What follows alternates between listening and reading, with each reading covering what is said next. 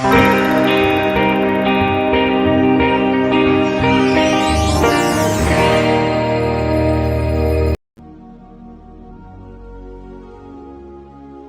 paz do Senhor, meus queridos, que o Senhor Jesus Cristo possa estar enchendo a sua vida com amor, com paz e com as suas misericórdias. Meus queridos, vamos hoje estudar um pouco falando sobre a Páscoa. A Páscoa. No contexto histórico, desde que Israel partiu do Egito em cerca de 1445 a.C., o povo hebreu, posteriormente chamado judeus, celebra a Páscoa todos os anos na primavera, em data aproximada à Sexta-feira Santa no nosso calendário. Em Êxodo capítulo 12, 11 fala assim: assim, pois, comerei os vossos lombos cingidos e os vossos sapatos nos pés, e o vosso cajado na mão, e o comereis apressadamente. Esta é a Páscoa do Senhor. Êxodo, capítulo 12, versículo 11. Depois de os descendentes de Abraão, Isaque e Jacó passarem mais de 400 anos de servidão no Egito, Deus decidiu libertá-los da escravidão. Suscitou Moisés e o designou como o líder do êxodo, da retirada do povo do Egito para uma terra que Deus havia prometido a Abraão.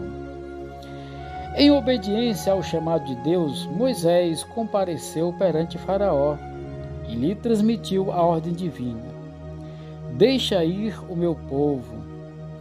Para conscientizar Faraó da seriedade dessa mensagem da parte do Senhor, Moisés, mediante o poder de Deus, invocou pragas como julgamento contra o Egito. No decorrer de várias dessa praga, Faraó concordou em deixar o povo ir, mas a seguir voltava atrás uma vez a praga sustada, ou seja, depois que a praga havia passado, ele se arrependia e não deixava o povo sair.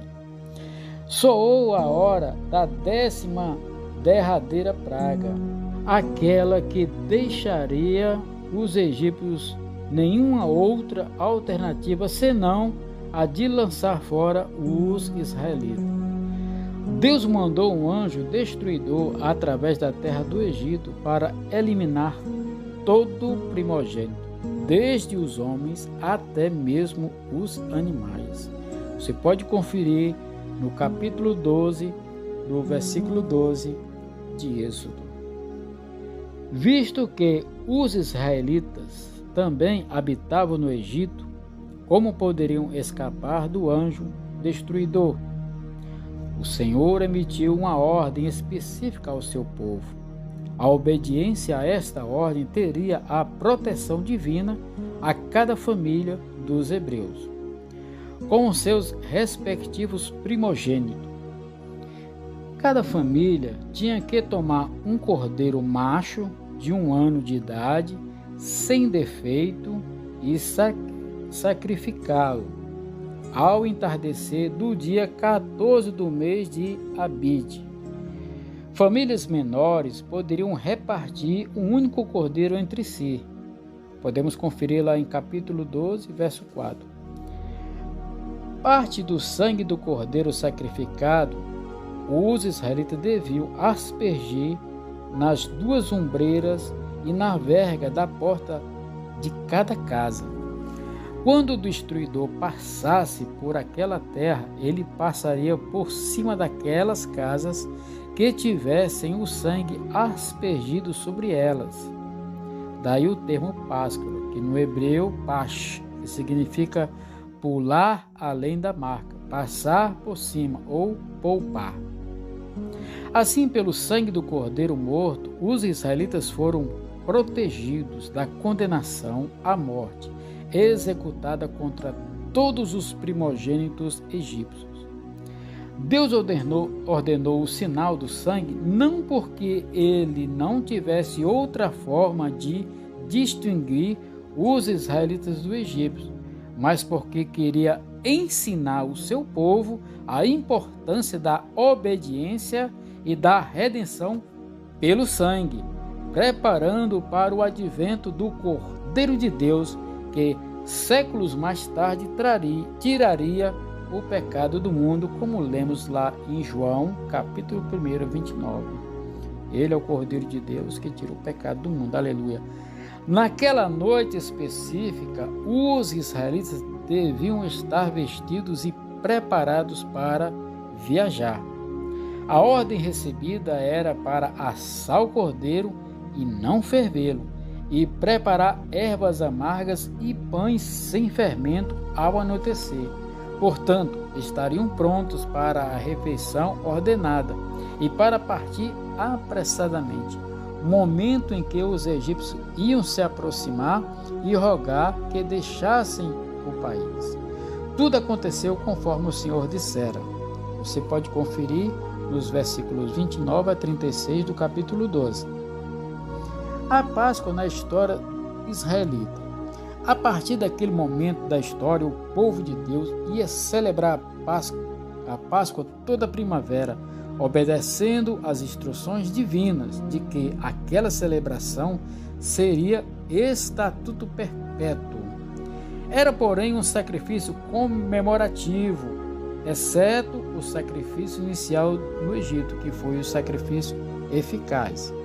Antes da construção do templo, em cada Páscoa, os israelitas reunidos, segundo suas famílias, sacrificavam o cordeiro, retiravam todo o fermento das suas casas e comiam ervas amargas.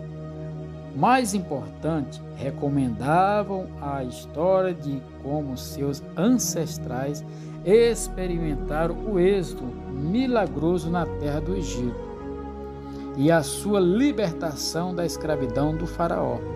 Assim, de geração em geração, o povo hebreu relembrava a redenção divina, o seu livramento do Egito.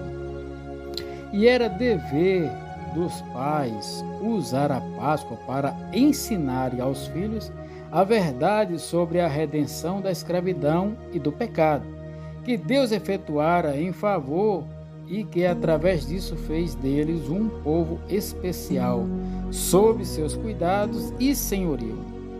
Semelhantemente à ceia do Senhor, a Páscoa dos crentes no Novo Testamento tem um propósito de lembrar-nos da salvação em Cristo e da nossa redenção do pecado e da escravidão de Satanás. Uma vez construído o templo, Deus ordenou que a celebração da Páscoa e o sacrifício do Cordeiro fossem realizados em Jerusalém. O Antigo Testamento registra várias ocasiões em que uma Páscoa especialmente relevante foi celebrada na Cidade Santa. Nos tempos do Novo Testamento, os judeus observavam a Páscoa da mesma maneira. O único incidente na vida de Jesus como menino era que as Escrituras registravam. Foi quando seus pais o levaram a Jerusalém aos 12 anos de idade para a celebração da Páscoa. Posteriormente, Jesus ia cada ano a Jerusalém para participar da Páscoa. A última ceia que Jesus participou com seus discípulos em Jerusalém, pouco antes da cruz, foi uma refeição da Páscoa. O próprio Jesus foi crucificado na Páscoa como o Cordeiro Pascal, que liberta do pecado e da morte todos aqueles que nele confiam, que neles creem. Os judeus hoje continuam celebrando a Páscoa, embora seu modo de celebrá-la tenha mudado um pouco, posto que já não há em Jerusalém um templo para se sacrificar o cordeiro em obediência à ordem de Deus. A festa judaica contemporânea, chamada de Seder, já não é celebrada como cordeiro assado, mas as famílias ainda se reúnem para a solenidade, retiram-se cerimonialmente das casas judaicas e o pai da família narra toda a história de Êxodo.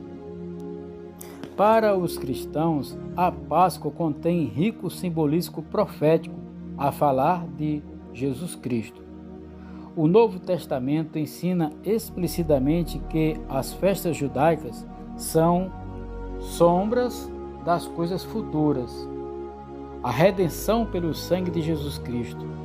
Note os seguintes itens em Êxodo 12, que nos fazem lembrar do nosso Salvador e o seu propósito para conosco. Primeiro, o âmago do evento da Páscoa era a graça salvadora de Deus. Deus tirou os israelitas do Egito não porque eles eram um povo merecedor, mas porque ele os amou e porque ele era fiel ao seu conserto. Semelhantemente, a salvação que recebemos de Cristo nos vem através de maravilhosa graça de Deus. O propósito do sangue aplicado às vergas das portas era salvar da morte o filho primogênito de cada família. Esse fato prenuncia o derramamento do sangue de Cristo na cruz, a fim de nos salvar da morte, da ira de Deus contra o pecado. O Cordeiro Pascual era um sacrifício a servir de substituto do primogênito. Isso prenuncia a morte de Cristo em substituição à morte do cristão. Paulo expressadamente chama Cristo nosso Cordeiro da Páscoa, que foi sacrificado por nós. O cordeiro macho separado para a morte deve ser sem mácula. Esse fato prefigura a impecabilidade de Cristo, o perfeito Filho de Deus. Alimentar-se do cordeiro representava a identificação da comunidade israelita com a morte do cordeiro, morte esta que nos salvou da morte física. Assim como no caso da Páscoa, somente o sacrifício inicial, a morte dele na cruz, foi um sacrifício eficaz. Realizamos em continuação a ceia do Senhor como um memorial em memória dele. A aspersão do sangue nas vergas das portas era efetuada com fé obediente. Essa obediência pela fé resultou então em redenção mediante o sangue. A salvação mediante o sangue de Cristo se obtém somente através da obediência e fé. O cordeiro da Páscoa deveria ser comido juntamente com os pães asmos, uma vez que na Bíblia o fermento normalmente simboliza o pecado e a corrupção. Esses pães asmos representavam a separação entre os israelitas remidos e o Egito, o mundo e o pecado. Semelhantemente, o povo redimido por Deus é chamado para separar-se do mundo pecaminoso e dedicar-se exclusivamente a Deus. Aleluia! Muito bem, temos que aprender a nos separar do mundo e ter uma vida exclusiva na presença de Deus. Por isso nós temos que entender que o sangue do Cordeiro, o sacrifício de Jesus, ele é algo que traz vida para cada um de nós. Então a Bíblia, quando nós lemos a palavra, nós compreendemos o plano perfeito de Deus para que muitos viessem a estar com Ele. Temos que conhecer a Deus, e a gente só conhece Deus, a sua vontade, a sua palavra e o plano que Ele tem para a nossa vida quando nós mergulhamos no entendimento da palavra de Deus. Amém? Fica na paz, que Deus te abençoe.